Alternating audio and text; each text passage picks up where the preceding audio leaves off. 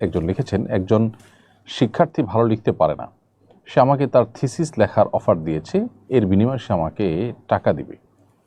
এটা আমার জন্য জায়েজ হবে কিনা? থিসিস জমা দিতে না পারলে সে সার্টিফিকেট পাবে না।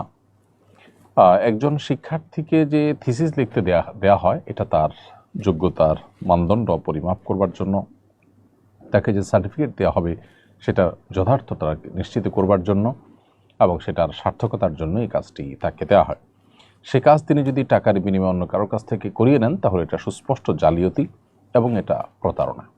কারণ থিসিসটা তার নামে তিনি জমা দেবেন, অথচ এই থিসিস লিখেছেন আরেকজন, তাহলে এই সার্টিফিকেট পাওয়ার হকদার তিনি, যিনি এটা লিখেছেন। তো একজন লিখেছেন আর সার্টিফিকেট আরেকজনের নামে ইস্যু করা হবে, এটা সুস্পষ্ট জালিয়াতি এবং প্রতারণা।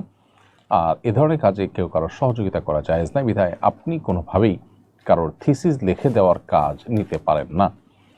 এটা নৈতিক ত্রুটি এবং একজন মুসলিম হিসাবে আমাদের জন্য এটি সুস্পষ্টভাবে হারাম এবং আল্লাহর কাছে জবাবদিহিতার মুখোমুখি আমাদেরকে হতে হবে।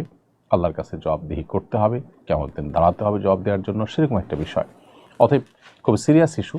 সামান্য কিছু টাকার জন্য যদি আমার ইমান, আমার আমলকে বিক্রি করে দিই, তাহলে অনন্ত অসীমকালের যে যাত্রা, সে যাত্রায় আমাদেরকে বিপদের মুখে পড়তে হবে। তবে হ্যাঁ, আপনি তার থিসিস লেখার জন্য প্রয়োজনীয় তথ্য উপাত্ত এগুলো সংগ্রহ করে দিলেন, তাকে গাইড করলেন, সহযোগিতা করলেন, সেটা ভিন্ন বিষয়। কিন্তু তার থিসিস তাকে লিখতে হবে, আপনি পুরোটা লিখে রেডি করে দিতে পারবেন না।